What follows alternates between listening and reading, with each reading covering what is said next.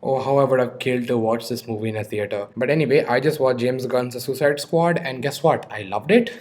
I do believe the movie has some flaws, and I will talk about them soon enough, but to me, this was one solid film. I'm so happy to watch a really great comic book movie after a very long time. So, there will be a small spoiler section in the middle of the video, so you can watch the rest of the parts if you haven't been able to see the movie yet. Firstly, can we talk about the boys on this filmmaker? James frigging Gunn, that he made a somewhat reboot with the characters from the other Suicide Squad movie, and to make the title different, he added the word the. Like seriously, that itself is applaud worthy. Anyways, I'm not going to be saying which Suicide Squad movie is better, but I'm going to be talking about this one. The beauty of James Gunn is that he has a very unique way of introducing characters no one has ever heard of. I mean, I never knew who Peacemaker or Ratcatcher was until now. And Bloodsport? Who the fuck is that? James Gunn clearly loves his characters. One thing they certainly are is unforgettable. His casting and the characters' personalities are so fresh and unique that they stay in our minds. And one thing I love about the film is how ridiculous and comic booky the costumes are. I mean, look at those suits, full of bright colors, and I love how the vibrancy of the colors clashes with the vibrancy of the blood in this movie. Yes, this is an R-rated movie and has extensive amounts of blood and gore. And although the violence does feel a little overdone at points, it's just a lot of fun. The goriness of the film does become extremely funny at times. Plus, you do get to see some glorious shots, for example, King Shark ripping a soldier in half. But the violence works as it distinguishes itself from other DC movies, as well as it feels like a style. One great thing about the film is that no character is safe. In most comic book movies, we know the hero will most likely live. This is why there are external stakes in the movie, which is about any character that we are probably grown attached to can die. Is this James Gunn's best movie? Nope. I still love the Guardians movies more, and I think they're much better. But Gunn's comedy works. I found myself laughing at many violent scenes and otherwise. And even the cinematography is excellent. The camera's active nature gives it a real presence. Many times the camera just moves around rapidly back and forth and side to side, connecting many shots together. Do I recommend this movie? Well, only if you enjoy comic book movies and if you can handle violence. Spoilers, so yeah, just be careful now. I absolutely adore how Gunn had the guts to kill 95% of his main characters within the first 10 minutes of the movie, or who we think to be the main characters, and in some of the most brutal ways possible. I mean, you also got TDK, also known as the Dark Knight. Wait, what? It's not that? What is it? Sorry guys, TDK stands for the Detachable Kid, so yeah. And did that character just appear in a comic book movie? Yes. Michael Rooker too was in this movie, and since he played Yondu in the Guardians movies, I thought he was gonna have some relevance in the film. But then his head gets blown off. And people were saying that the beginning action scene from the movie is on par with the opening scene of Saving Private Ryan, and I disagree. The film is about the realistic portrayal and pointlessness and ugly nature of war, whereas the beach action scene in the Suicide Squad is violent and exaggerated. Now, one of my favorite things about the movie was when something serious happens and the film backtracks to a few minutes or days earlier. After the beach scene, the film goes back 3 days to introduce Bloodsport. And one thing I loved was during the scene where Bloodsport and his daughter are talking to each other, and during these scenes, I expected emotional bonding between father and daughter. But in this movie, they end up saying fuck you to each other, and that's a great subversion of a cliche. But the thing is, the film doesn't explore this relationship. We know he's a terrible father, but the film plays it for comedy, so it's hard to believe to take this seriously. His daughter is the whole reason he's doing the suicide mission, but we get to see her for one scene, and then at the complete end of the movie. And this affected Bloodsport's motivation for me. He might love his daughter, sure, but we rarely ever get to see her. You get a glimpse of her relationship with her father, and that just wasn't enough for me.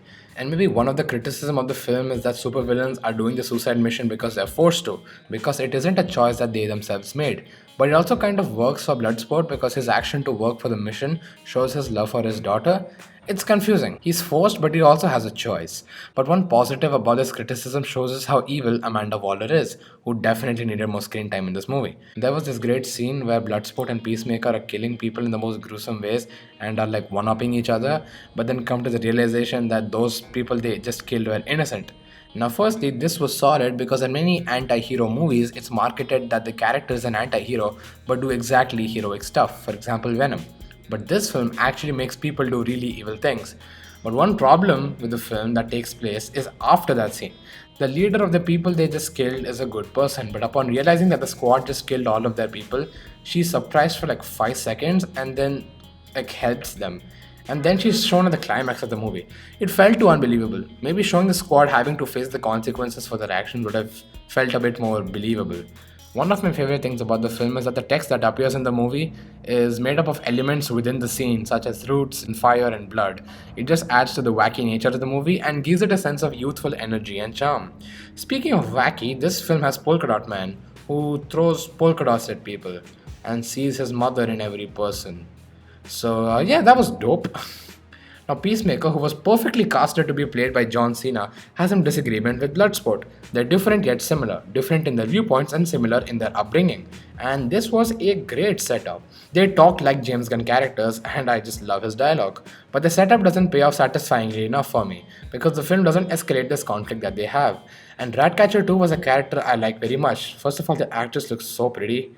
Okay, but simping aside, she works because we sort of understand her beliefs about kindness, and we get a small tragic backstory of her relationship with her own father, who was played by Taika Waititi. So that automatically gets points from me. And I like that Bloodsport is able to relate to her story with his own history of his own father and causes him to reflect on how he himself is a father.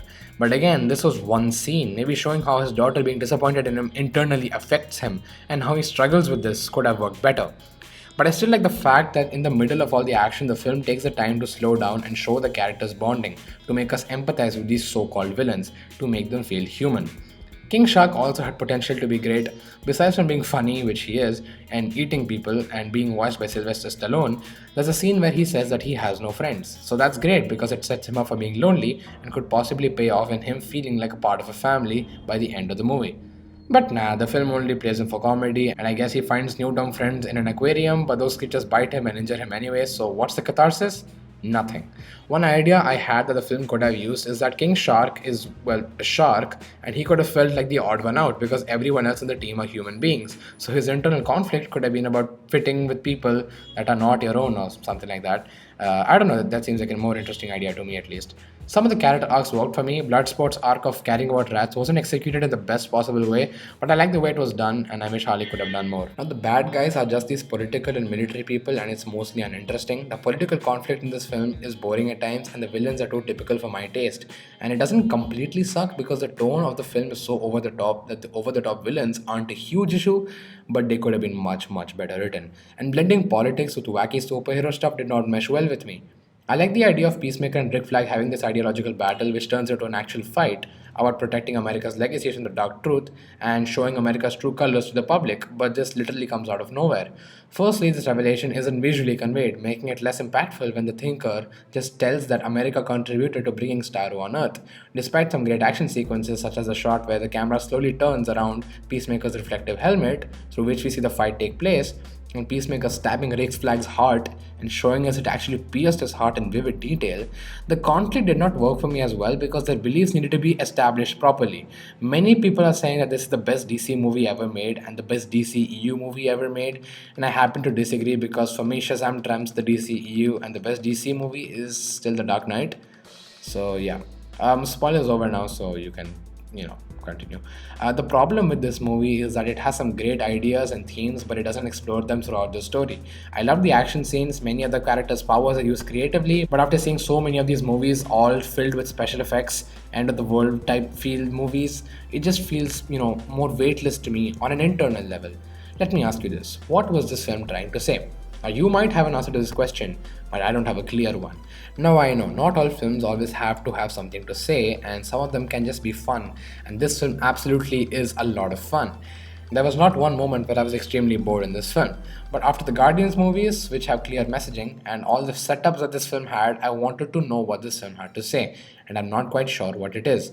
One person said that the film is about people who want to be loved, and although that sounds like a great idea, I mean, super bad supervillains finding love sounds terrific, but I never got the sense of that this is the theme of the movie. The final battle worked for me because of the use of creative action sequences, but also did not work for me because it lacked any internal stakes.